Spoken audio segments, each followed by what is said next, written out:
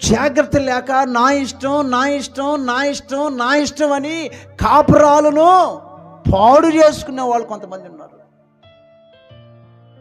నా ఇష్టం నా ఇష్టం నా ఇష్టం నా ఇష్టం అని ఏమండి శరీరాన్ని నష్టపరుచుకునే వాళ్ళు చాలామంది ఉంటున్నారు.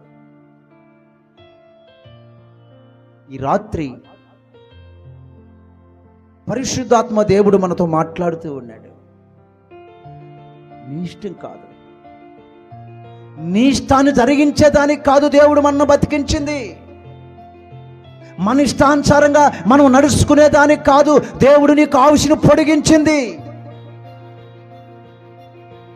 ఇంకొక సంవత్సరం నా బిడ్డకి ఆయుష్ను పొడిగిస్తే ఇదిగో మంచి వ్యక్తిగా జీవిస్తాడేమో. ఈ సంవత్సరం కూడా ఆ బిడ్డని నేను సజ్జుడిగా ఉంచితే ఇకనైనా మారుతాడేమో, ఇకనైనా